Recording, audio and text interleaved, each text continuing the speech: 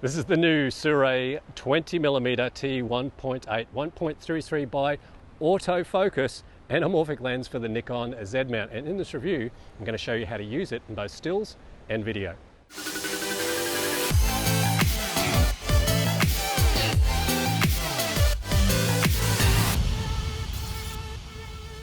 My first impressions on this lens during the unboxing was how incredibly well built it is.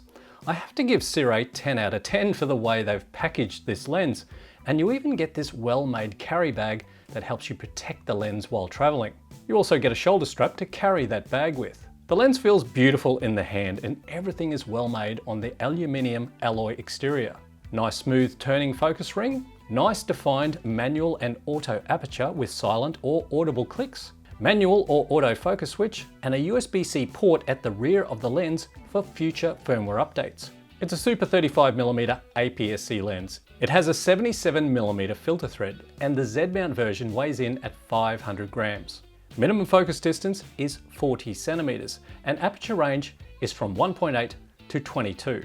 Lens construction consists of 16 elements in 12 groups with 11 aperture blades. Okay, so I give Sirui 10 out of 10 when it comes to my impressions and the unboxing on this lens. That's very rare, I might add, when I'm doing lens reviews. But now the most important thing. Let's go and see how it performs on my Nikon Z50II.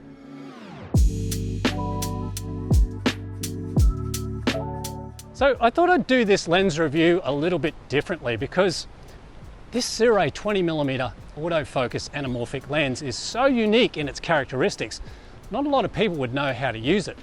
So I'm going to use this review to show you guys how I use it in both stills and video, and then you can possibly use this video as a reference guide in the future. Now, the great thing about this lens is that it has autofocus, which gives this Sirui 20mm anamorphic lens a unique feature, and it is a bit of a game changer, really.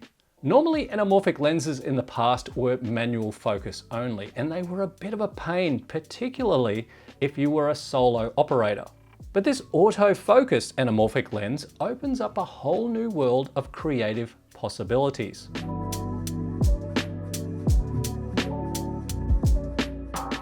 So having that autofocus element in this anamorphic lens, it really does have a benefit for those solo content creators and filmmakers out there.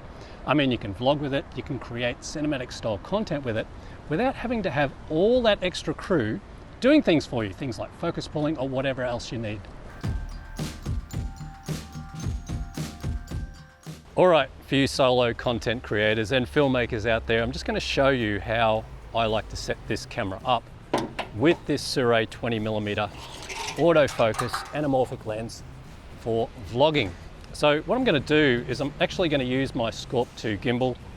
I'm just going to get the base plate here, put it onto the bottom of the camera, get it nice and tight like that. So I've just got to slide it onto the gimbal. I'm going to do a very quick balance. So I've got some filters. I'm going to put this ND filter on. It's a 1 to 5 stop variable ND filter. The great thing about this gimbal, it's got a tripod mount at the bottom. So I've actually got my little tiny travel tripod today, and I'm just going to set that up on this table so I can talk to the camera, and we're going to put that onto the tripod. Okay, so I'm set up for anamorphic vlogging. Here we go. So I've got the Z50II is at 1/50th of a second. I'm going to use the 180-degree shutter reel for this. I'm shooting at 1/50th of a second because my edit project setting is at 25 frames per second. I've got to double that. So the shutter speed is at 1/50th of a second. I'm wide open at f1.8. I've got my variable ND filter set to 5. And I've got my eye detection happening there. Let's go and record.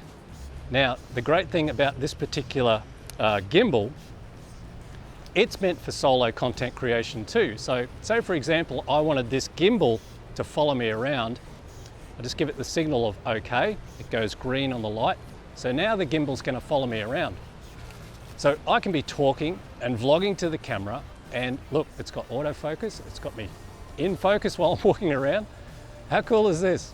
I mean, it's a full-on setup, but realistically, you got to think when you're a solo content creator, solo filmmaker, that's the great thing about this anamorphic lens. You don't have to focus pull. Look at that. Look at the way it's keeping my eye in focus, and if I go all the way back,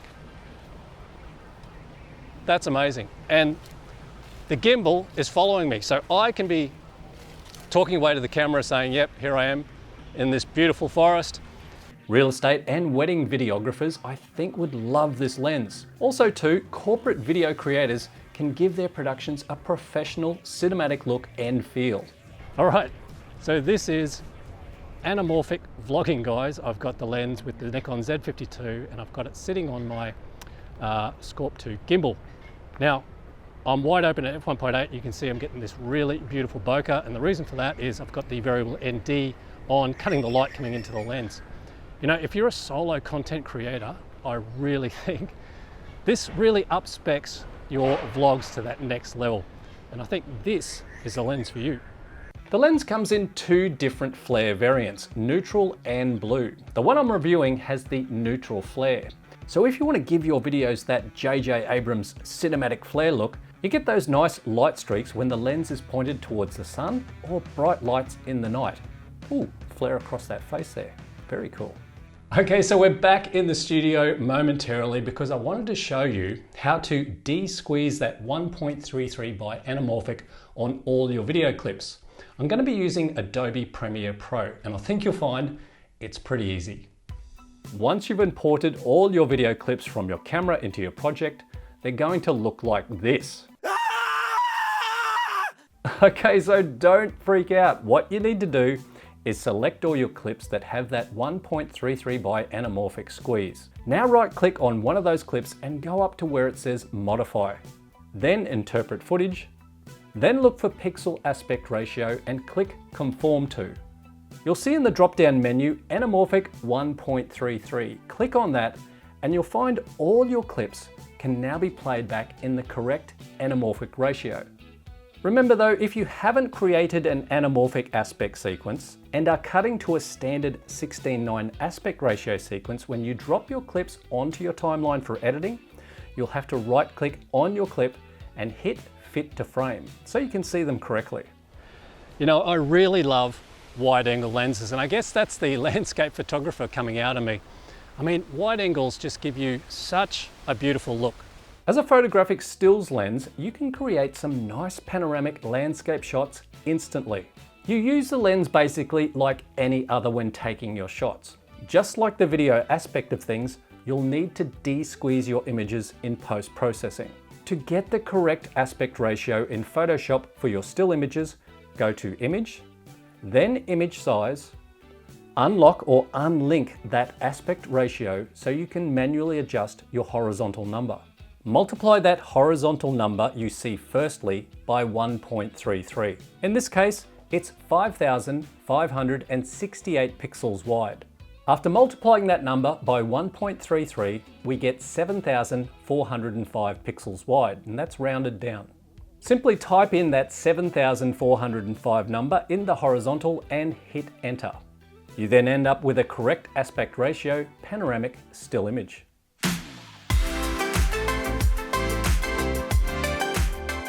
In summation, this Sirui 20mm T1.8 1.33 by Autofocus Anamorphic certainly is superb for those wanting an autofocusing lens for solo content creation or filmmaking, giving a cinematic look.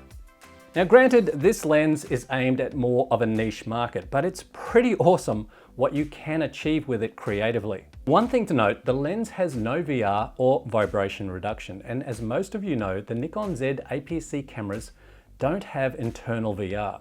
So you may want to use this in conjunction with a gimbal, tripod, or monopod for those types of cameras. But if you were using this lens on a Nikon full-frame Z camera, then at least you have the internal VR you can switch on to give you more stabilization.